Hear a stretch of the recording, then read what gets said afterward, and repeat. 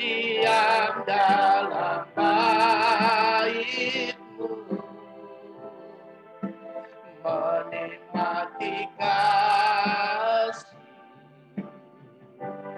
anugerah hadirat-Mu Tuhan, hadirat-Mu Tuhan, ku rasakan kekudusan-Mu Bapa.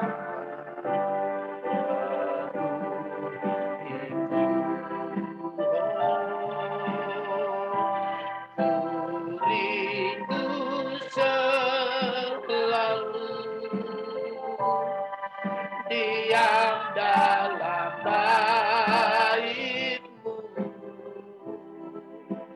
menikmati kasih, menikmati kasih, menikmati kasih. Haleluya. Menikmati kasih anugerah.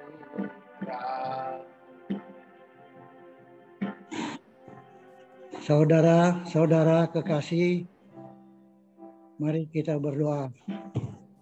Bapa kami di dalam surga, kami bersyukur kepadamu karena kami bisa berkumpul beribadah walaupun melalui Zoom. Kami mau memuji dan menyembah Engkau Tuhan. Kuduskan ibadah kami ini Tuhan, supaya setiap kami yang hadir bersukacita bersama dengan Engkau. Urapi anak-anak-Mu yang ambil bagian dalam pelayanan ini. Berkati juga Ibu Gembala kami, berkati kesehatannya. Berkati juga hamba-Mu yang akan menyampaikan firman-Mu. Terima kasih Tuhan. Di dalam nama Tuhan Yesus Kristus kami berdoa dan mengucap syukur. Haleluya. Amin. Terima kasih buat Pak Robi yang sudah berdoa buat kita. Dan kita akan lanjutkan pujian kita. Berjalan bersama Dia, dan nanti setelah ini Bapak Rats akan memberikan kesaksian.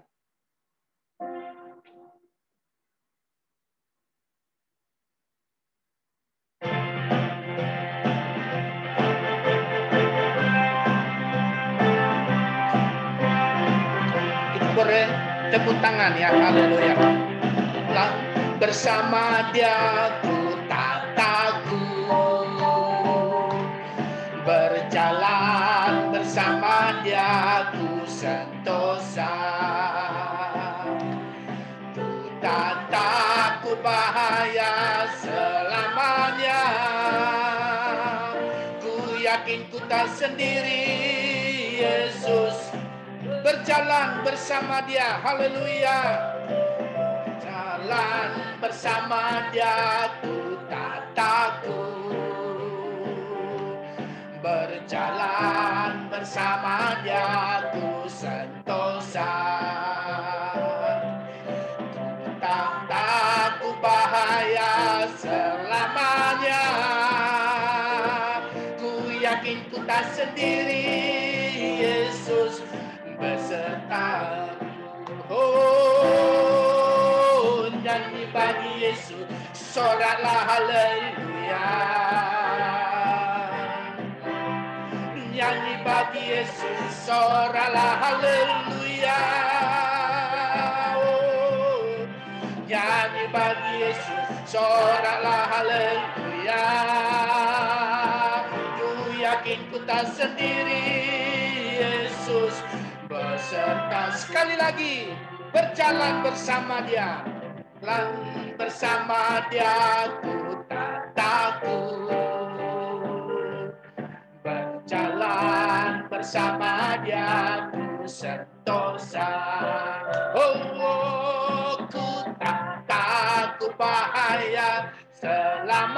haleluya. Ku yakin ku tak sendiri, Yesus besertaku. Oh nyanyi, nyanyi bagi Yesus, soralah haleluya. Nyanyi bagi Yesus, soralah haleluya. Nyanyi bagi Yesus, soralah haleluya. Ku yakin ku tak sendiri, Yesus beserta. Nyanyi bagi Yesus, nyanyi bagi Yesus, soralah haleluya. Nyanyi bagi Yesus, soralah haleluya. Nyanyi bagi Yesus, soralah haleluya. Ku yakin ku tak sendiri, Yesus besertaku. Ku yakin ku tak sendiri, Yesus besertaku. Ku yakin ku tak sendiri, Yesus besertaku. Haleluya.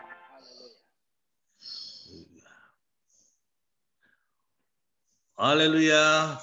Selamat pagi saudara-saudara kekasih dalam Tuhan Yesus. Saya mau bersaksi di mana kemurahan Tuhan. Tuhan menolong saya yang sampai sempurna. Saya mau bersaksi bahwa kemarin waktu di bulan April itu saya punya dada tengah sakit. Sakit sekali, terus saya ke dokter, dibikin appointment di Abdi Waluyo. Pas diperiksa, dibilang gas, dokter bilang. Diperiksa banyak fattening di perutnya, banyak lemak-lemak. Terus saya bilang, dok, waktu dia periksa, coba lari ke dada saya di jantung. Dia bilang, nggak bisa saya ini, mesinnya nggak bisa ke jantung. Jadi kalau mau periksa aja di jantung, di scan. Nah, begitu saya di scan jantung saya sama dokter, dilihat besoknya dikasih tahu hasilnya banyak flek, dia bilang. Udah begitu dibilang di pipanya ini, dekat ini ada kebuntuan. Jadi blok, dia bilang. Terus Jok gimana? Saya kalau bisa mesti pasang ring. Dia bilang begitu. Oke. Jadi kapan, Dok? Ya secepatnya, dia bilang begitu. Oke, itu waktu terjadi di bulan April. Saya bulan Mei tanggal 5 saya berangkat ke Bali sama keluarga semua. Saya jalan-jalan di situ saya berenang berapa kali, saya 2-3 kali saya suka sakit, saya stop. Nggak berani paksa. Udah. Sampai saya pulang tanggal 21 ke Jakarta. Nah, saya ada lagi another option sama Dr. Harry. Itu saya dapat dokter itu dari teman saya sama dengan Dr. Alvin. Ini dokter katanya bagus dari Holland. Oke. Kita udah bikin appointment. Saya punya appointment tanggal 7 hari Senin kemarin. Oke. Nah, begitu kemarin terjadi saudara, hari Jumat pagi, minggu lalu, kurang lebih jam 7:30, saya sakit sekali, udah nggak tahan. Sakit sekali, tapi napas saya sih biasa, cuman sakitnya ini nggak tahan di tengah-tengah. Saya telepon Maya, kakak saya di mana, lagi ke toko. Dia balik ke Paris. Mereka ajak saya langsung ke dokter ke Cinere. Saya telepon teman saya, dia telepon ke dokternya, dia bilang hari ini juga suruh datang. Nah, sebetulnya tanggal 7 saya punya appointment. Tapi saya berangkat ke sana, diperiksa, ternyata pas diperiksa jantung saya, dipakai USG, normal, bagus dia bilang. Tapi saya bilang saya sakit di UGD. Dia bilang saya masih tetap sakit, darah saya diambil, semua diambil di itu. Udah gitu bilang oke tunggu sebentar ya. Dia lihat. Ternyata dia runding sama dokternya Profesor Harry. Dia bilang dia mesti masuk admit today juga. Dia mesti masuk hari ini rumah sakit. Oke, saya masuk admit waktu hari Jumat.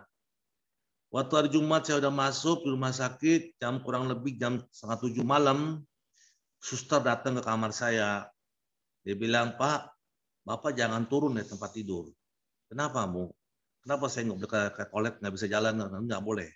Karena Bapak punya enzim terlalu tinggi. Kita khawatir sama Bapak punya enzim, jangan sampai naik lagi. Jadi Bapak kalau mau apapun, tolong di tempat tidur aja Pak. Gini-gini. Oh ya begitu, iya. Biar pakai kursi roda, meski kursi roda juga nggak bisa. Di sini aja di tempat tidur Pak. Oke. Saya cuma bisa berdoa sama Tuhan aja. Ya. Hari Sabtu pagi jam-jam 11:30 dokternya datang.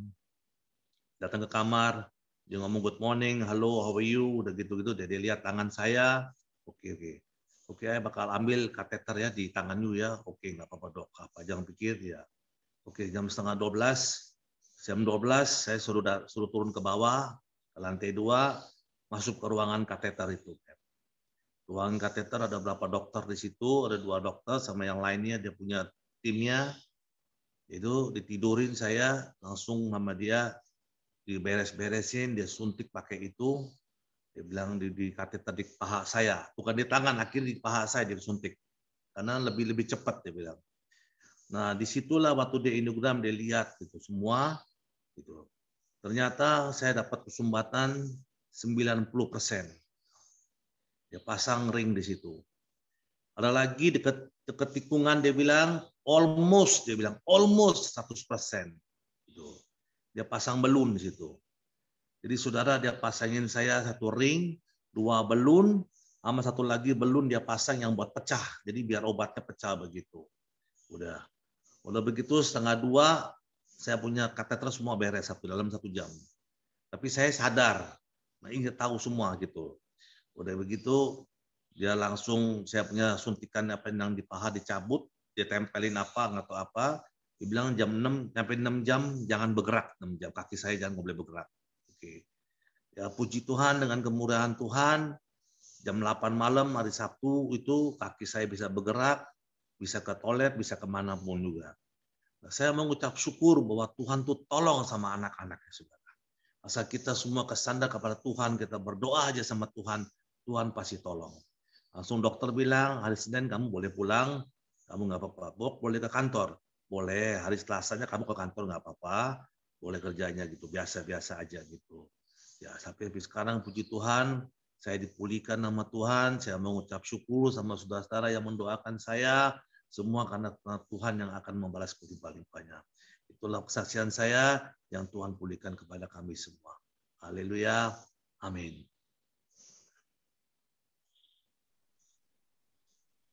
Oke, terima kasih buat Bapak Rats yang sudah memberikan kesaksian bahwa sungguh Tuhan turut bekerja di dalam segala hal untuk mendatangkan kebajikan bagi orang yang percaya kepadanya. Dan selanjutnya kita akan masuk di dalam pemberitaan firman Tuhan dan kita akan siapkan hati kita untuk menyambut firman Tuhan yang hidup dan berkuasa itu, dan kita akan nyanyikan pujian Mataku Tertuju Padamu, itulah menjadi doa dan harapan kita kepada Tuhan.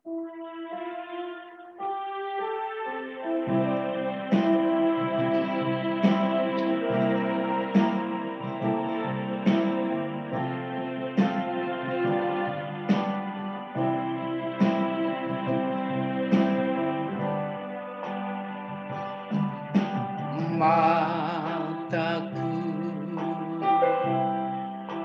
tertuju padamu, segenap hidupku ku serahkan padamu. Bimbing aku masuk rencanamu, untuk membesarkan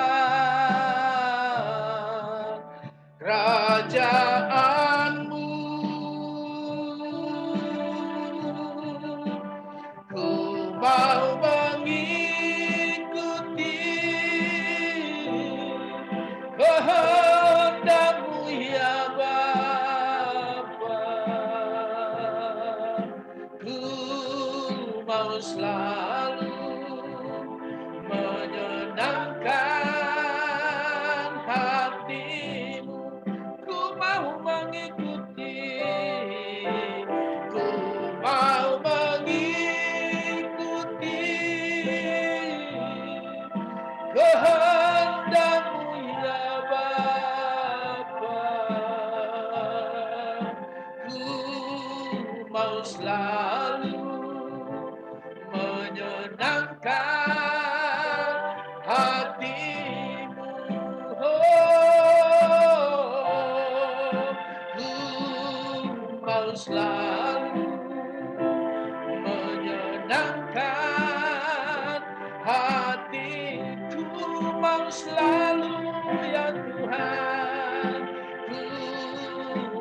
selalu menyenangkan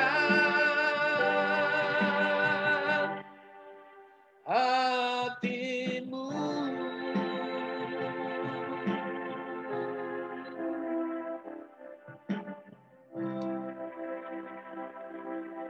Inilah kami umat-Mu ya Tuhan, mau menyenangkan hati-Mu. Kami mau mendengarkan firman-Mu. Kami buka hati kami, dan kamu mau konsentrasi Tuhan kepada kabar baik yang akan disampaikan oleh hamba-Mu pada hari ini. Semua kami yang mengikuti ibadah ini, mendengar firman Tuhan, dan semua kami diberkati, diteguhkan, ditegur, diarahkan, diingatkan, agar kami tetap memprioritaskan Tuhan. Sesuai dengan pujian ini, bahwa mata kami hanya tertuju kepada Yesus Kristus, sumber segala sesuatu yang memberikan jaminan bagi kami. Dan hari ini kami siap mendengarkannya. Berkati dan urapi hamba-Mu, Bapak Pendeta Revi Awandatu, yang akan menjadi alat, menjadi penyambung lidah Allah bagi kami hari ini. Berikanlah kekuatan, berikan kekuatan yang dari Tuhan, otoritas daripada Engkau. Ketika firman itu disampaikan, semua kami mendapat berkat di dalamnya. Terpujilah nama-Mu Tuhan. Kami siap mendengarkan firman-Mu hanya di dalam nama Tuhan Yesus Kristus. Kami sudah berdoa dan bersyukur kepada Tuhan. Haleluya. Amin. Amin. Pemberitaan firman Tuhan selanjutnya saya serahkan kepada hambanya. Haleluya. Saudara bisa dengar suara saya semua? Ya, terima kasih. Terima kasih Bapak Roy sudah memimpin pujian dengan luar biasa. Setiap kali Bapak Roy pimpin pujian, saya pribadi selalu merasa ditantang kemampuan vokal saya. Karena lagu-lagunya tinggi banget itu kuncinya. Tapi nggak apa-apa ya. Memang kita harus memberi yang terbaik. Makin tinggi chordnya, kita doakan semoga pujian kita juga makin dekat sama Tuhan. Puji Tuhan saudara, senang sekali bisa ada di tengah saudara-saudara kalian yang dikasihi oleh Tuhan. Mari kita buka Mazmur 61 ayat yang keempat yang menjadi nats kita. Saya akan baca untuk saudara. Sungguh Engkau telah menjadi tempat perlindunganku, menara yang kuat terhadap musuh. Kita lanjut ke ayat berikutnya. Biarlah aku menumpang di dalam kemah-Mu untuk selama-lamanya. Biarlah aku berlindung dalam naungan sayap-Mu. Nah, saudara yang kekasih, judul khotbah saya pada pagi hari ini adalah di bawah naungan sayap-Mu. Memang kalau kita baca dari ayat keempat dan ayat kelima tadi, kita perhatikan ada 4 kata yang menjadi lambang atau tempat kita untuk berlindung. Yang pertama adalah tempat perlindungan. Kalau yang dalam bahasa Inggris kita kenal dengan shelter. Yang kedua adalah menara yang kuat tadi di ayat keempat itu. Yang ketiga di ayat kelima adalah kemah atau tabernakel. Dan yang terakhir adalah naungan sayap-Mu. Atau kalau dalam bahasa Inggris kembali diulang, I will trust in the shelter of your wings. Saudara, setelah kita membaca dari 4 hal yang itu, kita tahu apa shelter itu. Shelter adalah tempat perlindungan. Kalau kita tahu tempat perlindungan seperti bus shelter, atau bomb shelter, itu semua adalah tempat perlindungan yang dibuat oleh manusia untuk menjadi tempat agar manusia yang lain boleh berlindung, entah dari hujan atau panas seperti bus shelter, atau juga bomb shelter, tempat berlindung dari bom. Mungkin di Indonesia jarang sekali ada bomb shelter, Tapi bomb shelter adalah hal yang umum. Banyak ditemukan di daerah Israel. Khususnya kota-kota besar di sana, Tel Aviv atau Yerusalem, atau di Palestina juga banyak shelter. Banyak tempat mereka berlindung saat bahaya mengancam hidupnya. Tapi shelter adalah sesuatu yang permanen, sesuatu yang kuat, sesuatu yang tidak bisa digerakkan, sesuatu yang tidak berpindah-pindah. Kenapa? Karena sebuah shelter, sebuah tempat perlindungan harus menjadi tempat yang kokoh. Bukan sesuatu yang bisa dipindah-pindah. Oleh karena itu penulis Mazmur, dia bilang, engkaulah tempat perlindunganku. Engkaulah menara yang kuat. Engkaulah kemahku. Di bawah perlindungan sayapmu. Semuanya itu menjadi satu tempat yang tidak bisa dipindah-pindah. Satu tempat yang sudah ada. Satu tempat yang akan selalu ada. Kita ada di dalam shelter.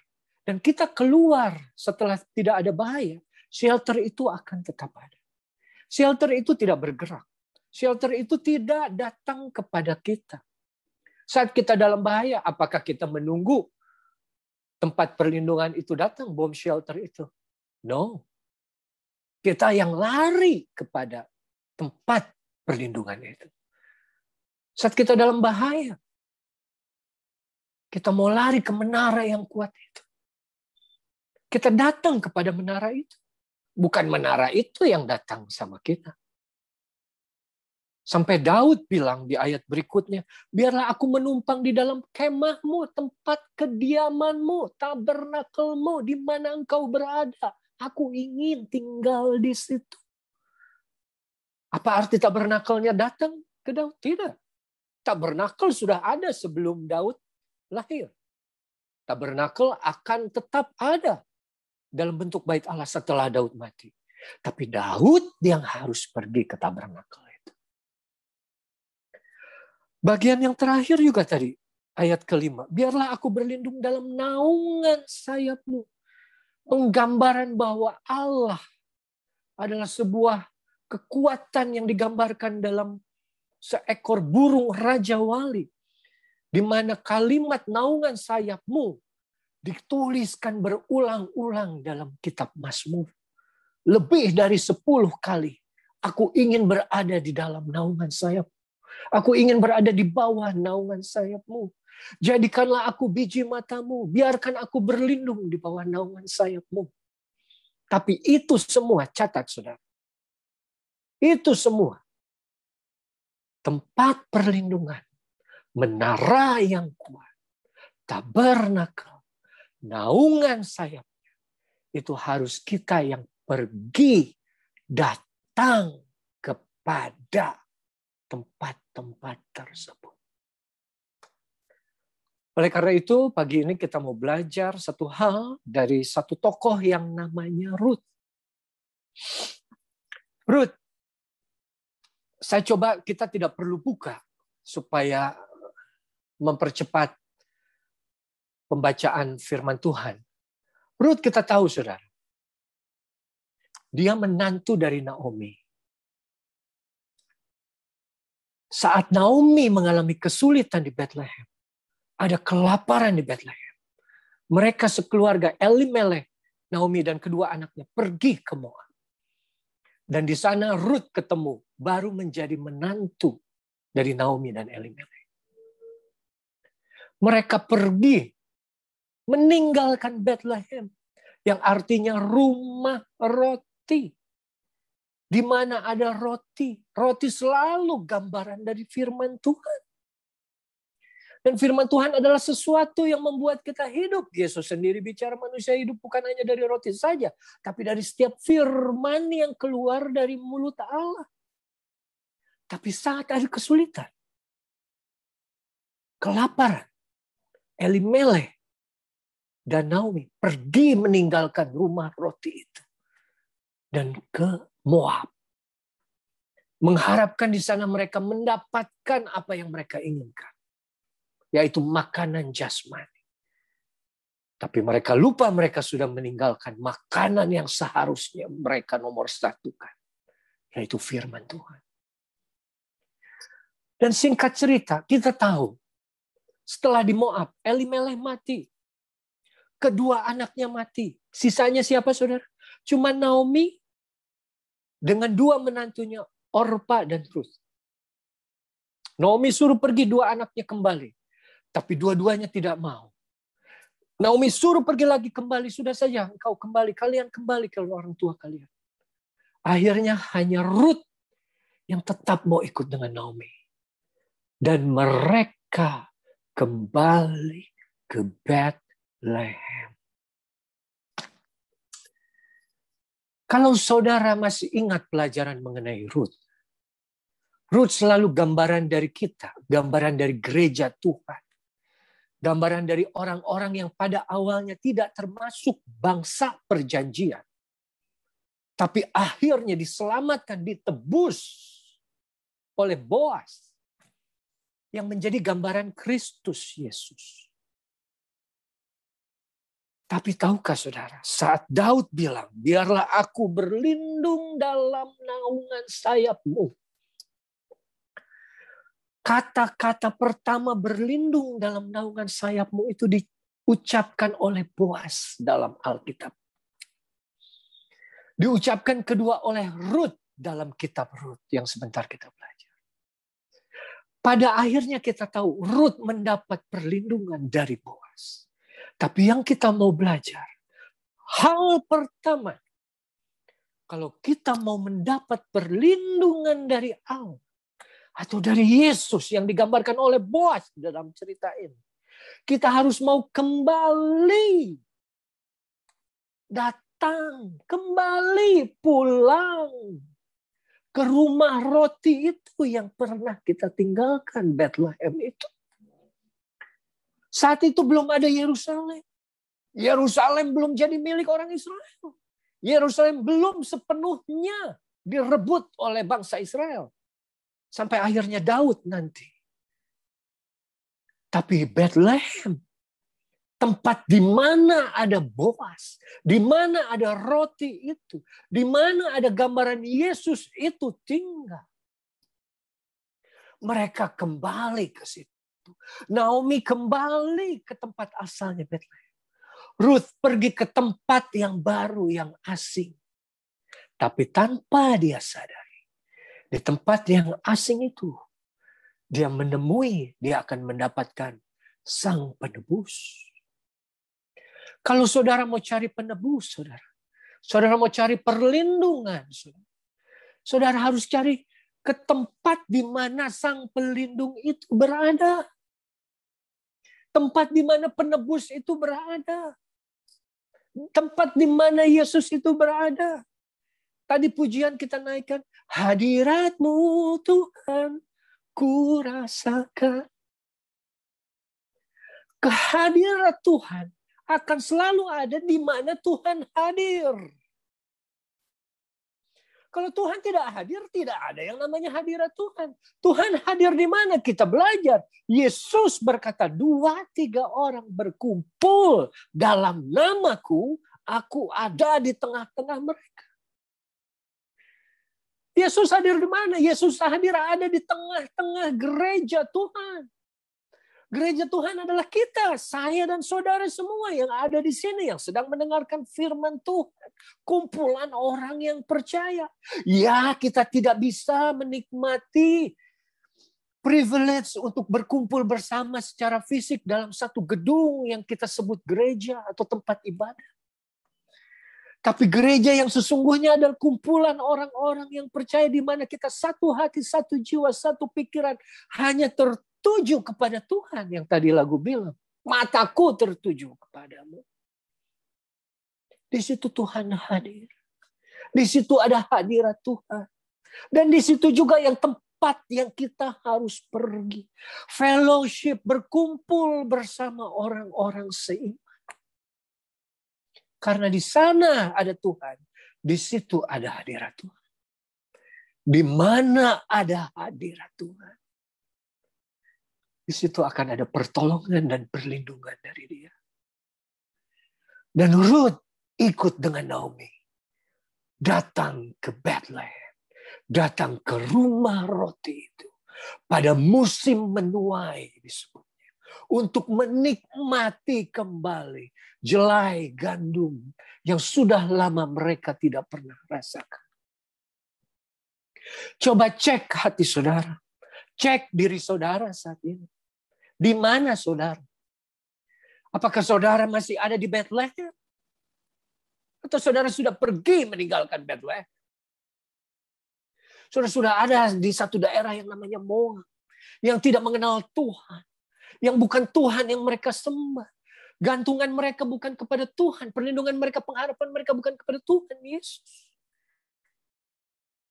Bisa saja saudara ada di kumpulan orang yang seiman. Tapi hati dan pikiran saudara masih di Moab. Baru saya bicara. Walaupun saudara tinggal di sekolah Alkitab Cianjur. Tempat di mana saya percaya di situ hadirat Tuhan selalu ada. Karena setiap hari orang-orang selalu rindu datang kepadanya, berdoa, memuji, menyembah, membaca firman Tuhan, mendengar firman Tuhan, belajar firman Tuhan. Tidak mungkin tidak ada hadirat Tuhan. Tapi itu tidak menjamin bahwa hati saudara juga ada di situ. Karena walaupun ada di sekolah Alkitab Cianjur, saya baru dapat kabar. Ada satu pengerja yang kabur, lari, diam-diam meninggalkan. Kalau saya boleh bilang Bethlehem itu, tempat roti itu. Jangan sampai saudara pergi meninggalkan Bethlehem. Kalau sampai saudara rasa sekarang, ya sepertinya aku sudah jauh ini dari firman Tuhan. Ya aku hanya datang ketemu Tuhan seminggu sekali, seminggu dua kali. Mendengar firman Tuhan yang setengah jam, 40 menit. Tapi setelah itu, firman itu tidak tumbuh. Karena aku tidak tinggal di dalam rumah roti. Balik kembali saudara. Datang kembali ke hadirat. Itu yang pertama Ruth lakukan. Dia datang ke Bethlehem. Datang ke tempat di mana Boas berada. Tapi yang saya suka, Ruth tidak berhenti di situ. Coba kalau boleh buka Ruth 2. Kita baca Ruth Fatsal 2. Ayat yang ke-1. Ayat yang ke-1. Naomi punya seorang sanak dari pihak suaminya, seorang yang kaya raya dari kaum Elimelech. Namanya Boas. Ayat pertama menjelaskan bahwa Naomi punya relatif, punya kenalan dari suaminya yang namanya Boas. Ayat kedua kita baca. Lalu Ruth, perempuan Moab itu dijelaskan, diulang, diberi tanda. Perempuan Moab, perempuan yang tidak mengenal Tuhan, yang tidak pernah menyembah Yahweh, yang tidak tahu Yesus, berkata kepada Naomi, biarkan aku pergi ke ladang memungut bulir-bulir jelai di belakang orang yang murah hati kepadaku. Dan saut Naomi kepadanya, pergilah anakku. Saudara perhatikan tidak? Ayat pertama hanya menjelaskan bahwa Naomi punya kenalan, Boas, dari suaminya Elimelech. Ayat kedua, tahu-tahu Ruth begitu dengar penjelasan mama mertuanya, kayaknya saya punya kenalan ini namanya Boas.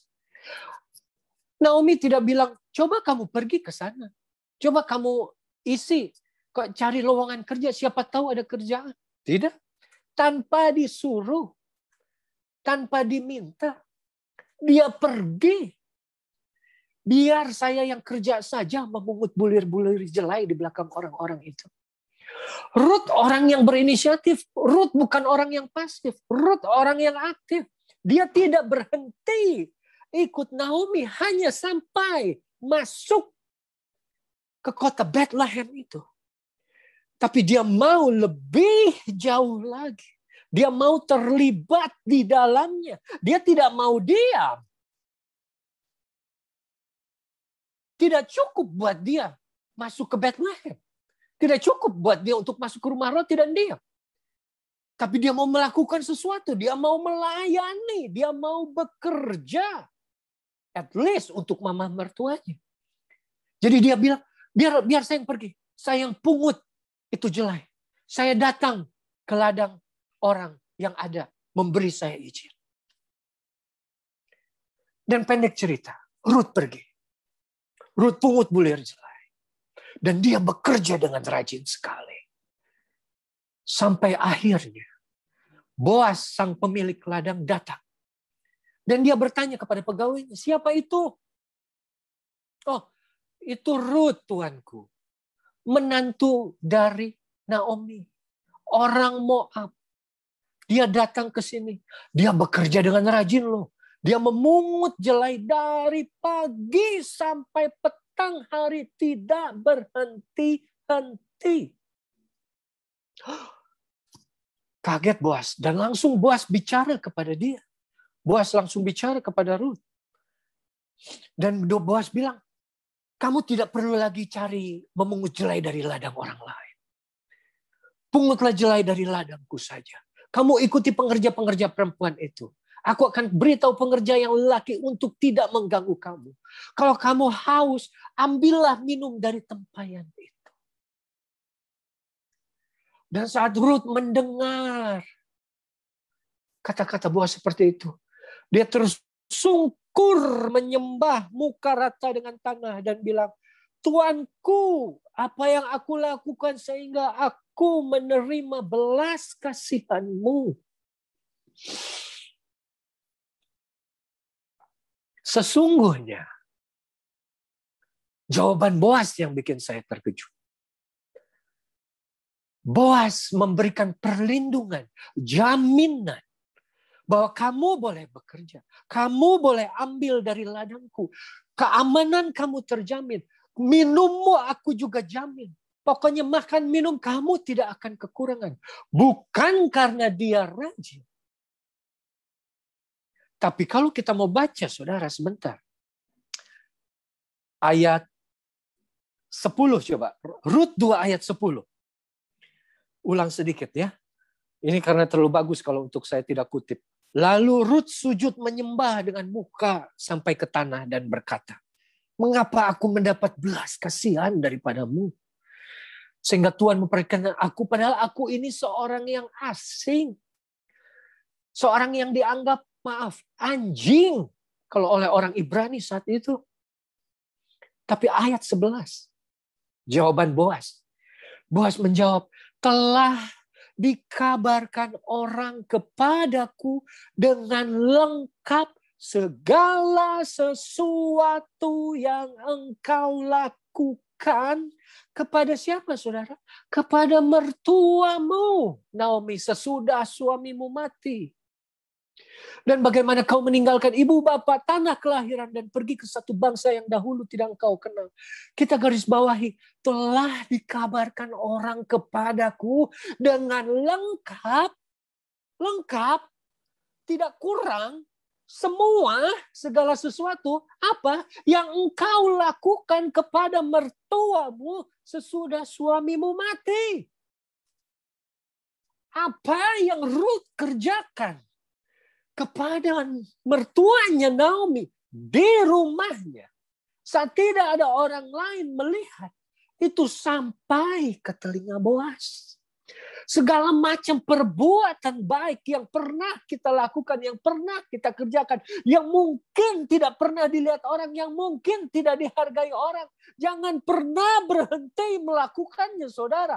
Karena Yesus tahu apa yang saudara kerjakan buat orang-orang yang ada dalam rumah saudara.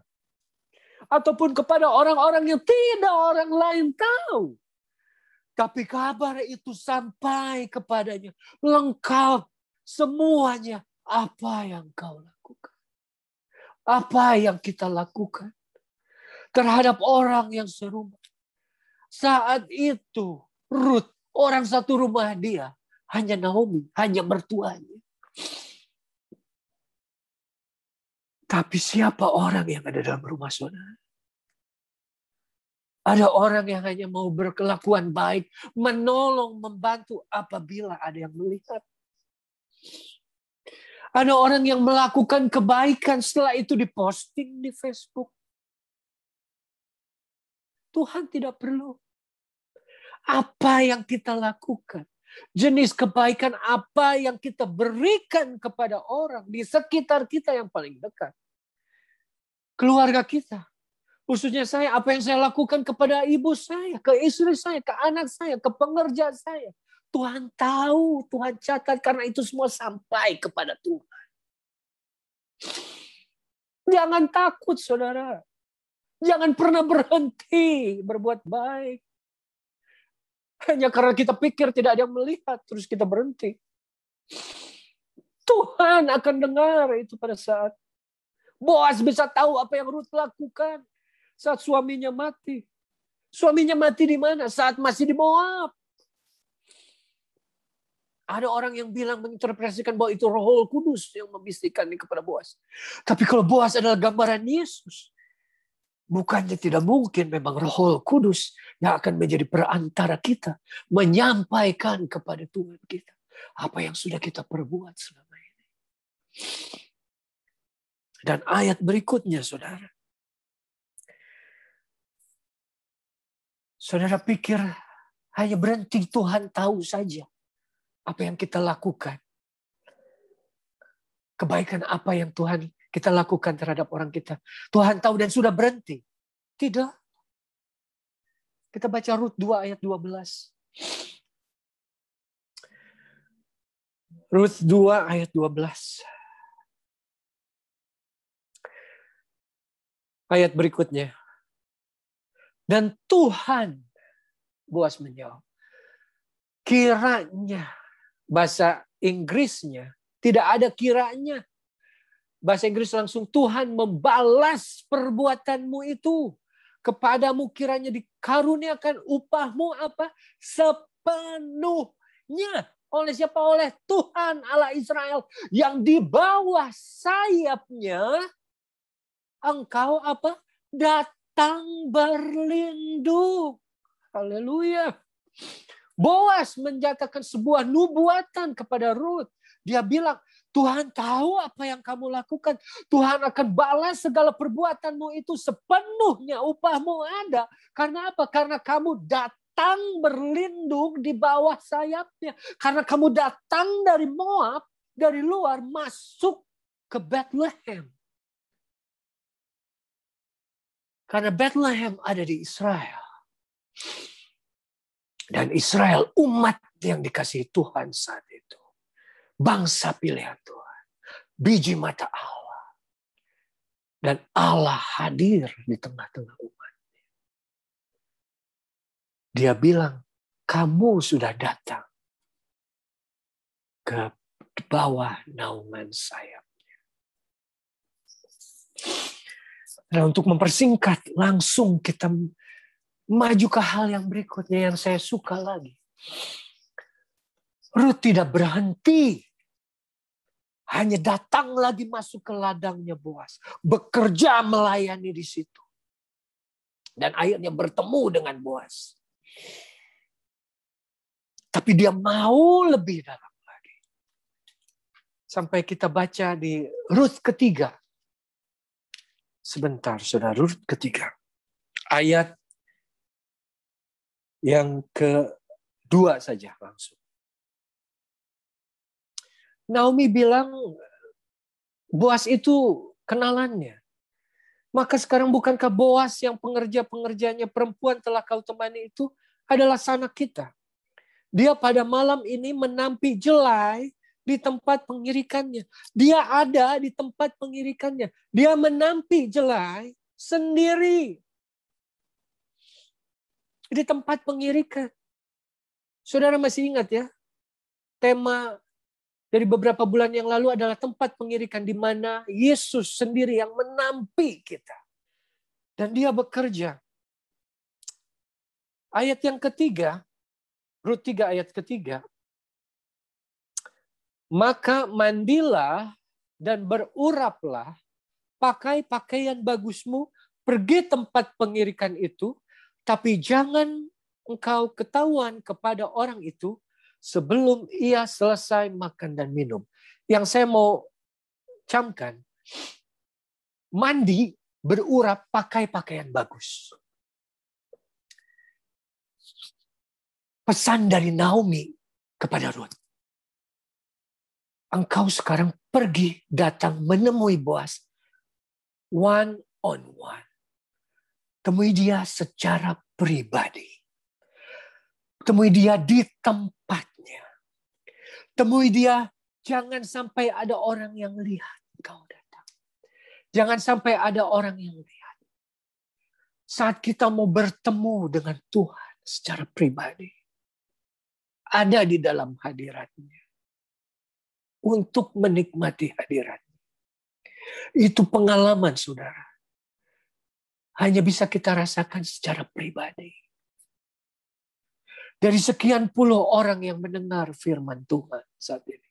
Sekian puluh orang yang berdoa bersama saat ini. Tidak semuanya mengalami hadirat Tuhan. Hadirat Tuhan hanya bisa kita rasakan saat kita mau datang kepada Dia. Tidak saja berhenti di dalam Bethlehem, dalam rumah roti. Tidak saja berhenti di dalam ladangnya, tempat pekerjaannya. Kita melayani Dia. Tapi kita mau lebih dalam lagi. Kita mau ketemu dengan penebus kita itu, pelindung kita itu, Yesus itu. Satu dengan satu, muka dengan muka. Karena saat kita ada dekatnya saja, baru kita bisa rasakan hadirat Tuhan. Dan Naomi bilang, saat kamu mau datang ketemu Tuhan, untuk mendapat perlindungan di dalam hadiratnya, bersiaplah, mandilah yang bersih, beruraplah dengan minyak, pakai pakaian yang bagus. Artinya apa? Siapkan diri sebaik mungkin. Karena kita mau ketemu Tuhan pencipta kita. Tuhan penebus kita. Juru selamat kita. Dan pelindung kita. Dulu kalau saya boleh jujur saudara. Awal-awal saya khotbah di Zoom ini. Saya masih bisa khotbah pakai kemeja tanpa dasi. Dan bawahnya maaf bicara. Celana selutut. Toh saya pikir nggak ada yang lihat. Orang cuma lihat atasnya. Tapi setelah saya makin dewasa, saya diingatkan, walaupun di Zoom, ini kita tetap ibadah. Walaupun di Zoom, kita tetap datang kepada Tuhan yang hidup. Dia tetap lihat kita. Betul Tuhan melihat hati, betul. Tapi saudara, saat saudara ketemu presiden, apa saudara akan datang dengan celana selutut? Saudara Zoom dengan presiden, apa saudara akan Zoom dengan kaos? Ya sih Ref, kalau saya sih begitu, terserah.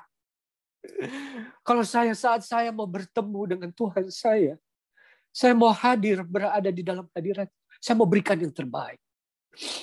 Makanya saya senang. Hamba-hamba Tuhan yang ada di sini, juga orang-orang yang ikut kebaktian di sini, sudah pakai dasi, sudah rapi, ada yang cantik, ada yang ganteng, semua seperti bersikap seperti biasa, seperti saat mereka hadir di CityCon, seperti dalam rumah ibadah. Karena itu yang Tuhan tuntut. Persiapkan diri yang terbaik. Dan saudara, pendek cerita, saat Ruth taat kepada Naomi, dia datang dengan bersih. Naomi bilang, saat ketemu kamu dengan Boaz, kamu tidur dekat kakinya. Dan saat Ruth tidur dekat kakinya, Boaz tersadar kaget. Dan dia tanya, siapa ini? Ini aku Ruth, hambamu. Mari kita baca ayat terakhir yang akan kita baca, yaitu di Rut 3 ayat 9. Rut 3 ayat 9. Siapakah engkau ini? Jawabnya, aku Rut, hambamu. Kembangkanlah kiranya sayapmu melindungi hambamu ini. Atau kalau di situ ditulis juga, kainmu, ujung pakaianmu, ujung jubahmu, angkat dan tutuplah aku. Lindungi aku, sebab engkaulah kaum yang wajib menebus kami. Saudara yang kekasih, dan jawaban Boas adalah apa? Saudara nggak perlu baca. Boas bilang, baiklah anakku, kamu jangan kemana-mana. Kamu cukup tidur saja di situ. Dan Rut tidur. Sampai besok dia bangun. Boas bilang, jangan sampai orang lain yang tahu. Kamu sudah bersama dengan aku. Nggak usah banyak cerita, nggak usah banyak. Biar aku yang bekerja selanjutnya. Secara teknis masih ada hal yang harus Boas lakukan untuk menebus Rut. Tapi yang saya syukuri, tugas saya untuk mendapat perlindungan dari dia, dari Yesus, adalah datang kepada Yesus. Pertama saya harus mau datang ke Bethlehem. Saya harus lihat di mana hati saya berada. Kalau saya sudah di luar Bethlehem itu, saya harus kembali ke Bethlehem itu, rumah roti. Dan saya sudah kembali ke rumah roti itu, saya tidak boleh diam. Saya harus mau bekerja untuknya. Saya harus mau melayani dia. Karena saat saya melayani dia, saya melayani sesama. Saya akan mengalami perjumpaan dengan Yesus. Ada jaminan bahwa saya tidak akan kekurangan seperti Boas yang berikan kepada Rut. Makan, minum, kamu ambil dari tempayan itu. Kamu kerja di ladangku. Tapi belum ada perlindungan yang sepenuhnya. Perlindungan yang sepenuhnya. Saat kita mau datang jauh lebih dalam. Kita mau menghabiskan waktu hanya berdua dengan Yesus Kristus itu. Ada di bawah kakinya. Dan kita merasa tenang sampai kita bisa tidur. Orang kalau tidak tenang tidak bisa tidur, saudara. Orang yang bisa tidur itu semua yang sudah merasa tenang. Kenapa Rut bisa tenang? Karena dia tahu dia ada dekat siapa. Dan kita bisa tidur karena kita tahu kita ada dekat Tuhan kita, Yesus Kristus. Itu saja yang perlu kita kerjakan. Datang kepadanya. Dia sudah hadir. Dia sudah datang ke dunia. Sudah saatnya kita datang mendapatkan perlindungan dari dia. Saat kita ada dekat dia, maka dia akan mengembangkan jubahnya, sayapnya, dan menutup segala telanjangan kita, kesalahan kita, dihapus, digantikan oleh darahnya yang kudus. Saudara yang kekasih, Rut akhirnya menikah dengan Boas. Dan mereka mempunyai anak yang namanya Obed. Obed artinya melayani. Obed mempunyai anak yang bernama Isai. Isai adalah ayahnya Daud. Isai berarti aku memiliki hadiah dari Tuhan. Hadiah dari Tuhan hanya diberikan kepada kita yang mau melayani dia. Kita mau yang bekerja untuk dia. Kita yang mau membantu sesama. Akan ada upah dari Tuhan. Tapi saat kita sudah seperti Obed, seperti Rut mau melayani. Dan kita sudah mendapatkan Isai. Yaitu hadiah dari Tuhan. God's gift. Isai pun melahirkan Daud. Yang artinya adalah dikasihi Tuhan. Itu yang kita butuh saja. Cukup. Kita dikasihi Tuhan. Kita dapat segala sesuatu. Perlindungan, jaminan, keselamatan akan selalu ada di dalam kita. Oleh karena itu saudara, jangan lupa. Setelah tinggal di Bethlehem, masuk terus. Datang terus. Lebih dekat. Lebih dekat. Lebih dekat lagi. sampai di bawah kakinya dia. Baru kita berada di dalam naungan sayap. Mari kita tundukkan kepala, saya akan berdoa untuk saudara. Tuhan, kembali kami datang kepadamu. Selalu bersyukur untuk setiap firman yang mengingatkan kami bahwa kami harus datang kepadamu. Kami tidak bisa jauh daripadamu. Tuhan senantiasa beri kepada kami hati yang lembut, hati yang mau mendengar, telinga seorang murid yang mau diajar. Dan kemampuan dari Roh Kudus senantiasa memampukan kami melakukan apa yang kami dengar ini. Sehingga firman-Mu boleh bekerja dengan luar biasa. Merubah hidup kami. Tidak begini-begini saja. Tapi menjadi orang-orang yang mau datang jauh lebih dekat lagi kepadamu.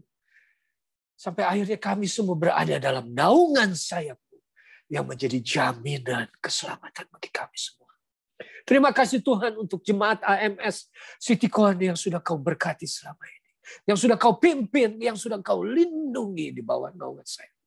Hamba-Mu percaya, jika Engkau sudah melindungi, menyertai sampai saat ini, hamba-Mu juga percaya, Engkau Tuhan senantiasa melindungi kami mulai saat ini. Sampai hembusan nafas kami yang terakhir. Terima kasih Bapa, terima kasih Yesus, terima kasih Roh Kudus. Di dalam nama Tuhan Yesus, Juru Selamat penembus kami yang hidup, kami berdoa dan alaskan doa ini. Haleluya. Amin. Saya kembalikan kepada pembawa acara.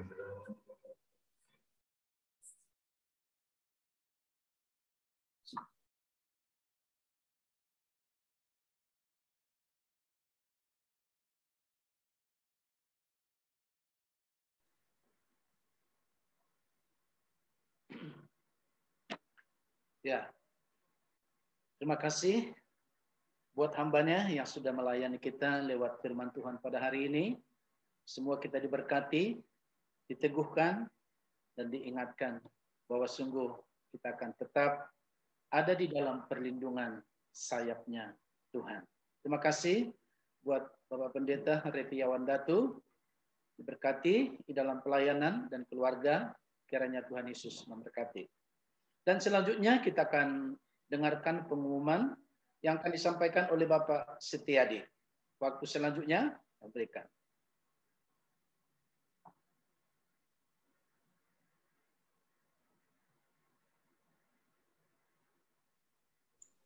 Selamat pagi. Terima kasih Pak Roy. Saudara, beberapa warta jemaat akan disampaikan bagi kita semua. Pengumuman yang pertama adalah minggu depan kita tetap akan bertemu lagi di tanggal 20 Juni dengan dimulai jam 8.15 yaitu doa bistun dan dilanjutkan pada jam 9 pagi ibadah Zoom. Dan jemaat yang ingin didoakan dan memberikan kesaksian dapat menghubungi Ibu Fungling atau Ibu Lingling di nomor-nomor yang tertera. Tolong informasi disampaikan paling lambat pada hari Sabtu. Dan kepada Bapak, Ibu, saudara-saudari yang mempunyai anak balita, seperti pagi tadi, kita juga ada ibadah online sekolah minggu. Minggu depan akan dilaksanakan tanggal 20 Juni pada jam 9.15. Informasi bisa dapatkan di Ibu Heni dan Ibu Sandy di nomor-nomor handphone yang tertera. Dan untuk adik-adik kelas 5 sampai 9, ibadah Zoom usia tunas muda dilaksanakan pada hari Jumat jam 19 WIB, tanggal 18 Juni 2021. Informasi atau linknya dapat Bapak Ibu minta kepada Ibu Sandy, Bu Mary di nomor-nomor yang tertera.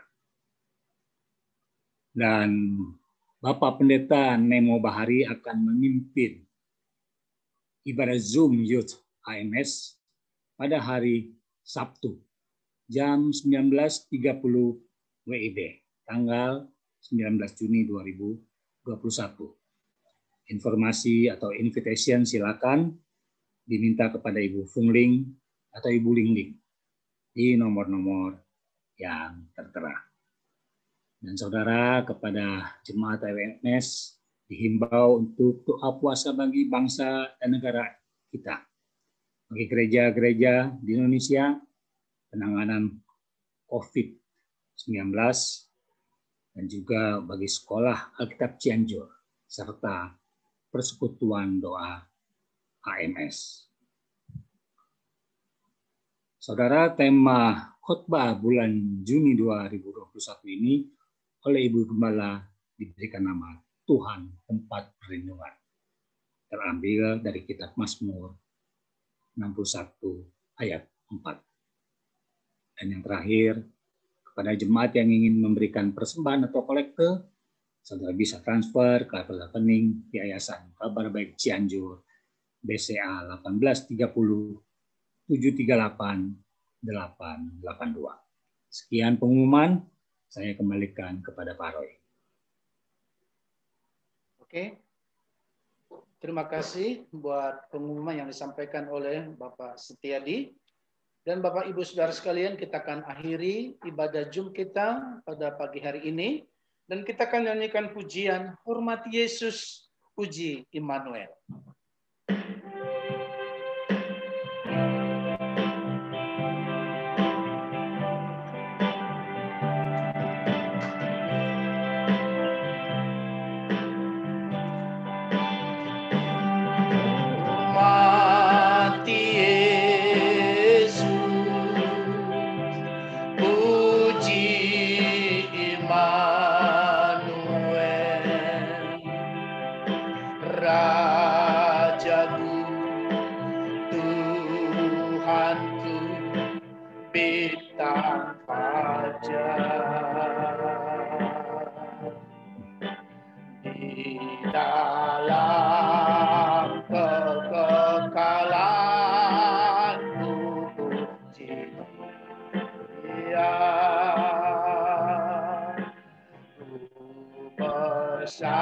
Bersamanya memerintah selalu.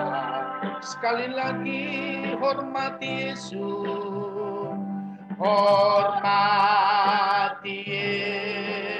Yesus, puji Immanuel, Rajaku, Tuhanku, bintang pajak di dalam kekekalanku, puji Dia, ku bersama Dia memerintah selamanya.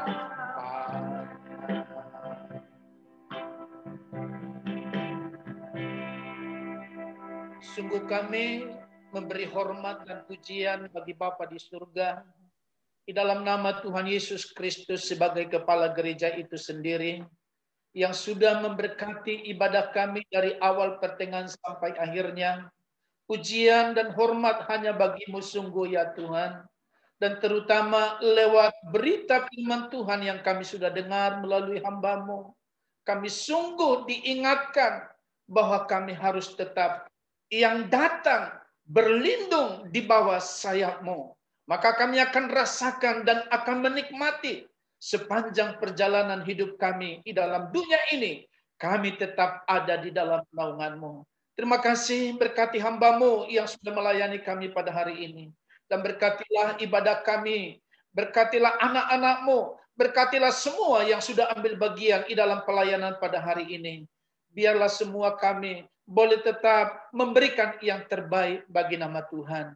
Demikian juga kami berdoa untuk acara atau ibadah-ibadah selanjutnya. kami serahkan dalam tangan-Mu. Engkau tahu ya Tuhan, kerinduan kami, harapan kami suatu saat akan dinyatakan oleh Tuhan. Terpujilah nama-Mu, dan kalau sebentar kami akan berpisah satu dengan yang lain, walaupun kami berbeda-beda tempat atau lokasi, tapi tetap tangan Tuhan menjaga dan memelihara kami dengan kasih setia-Mu. Terimalah Tuhan doa dan terimalah ucapan syukur kami ini. Olehnya jemaat yang dikasih oleh Tuhan, arahkanlah hatimu dan terimalah berkat daripada Tuhan. Damai sejahtera dari Allah Bapa, cinta kasih daripada anaknya Tuhan Yesus Kristus, serta pertolongan dan penghiburan dari kuat kuasa Roh Kudus menyertai menjagai kita mulai hari ini sampai Maranatha Tuhan Yesus datang kembali. Haleluya, haleluya. Semua kita orang percaya katakan amin. Selamat pagi dan selamat kita bertemu kembali pada ibadah-ibadah selanjutnya. Tuhan Yesus memberkati.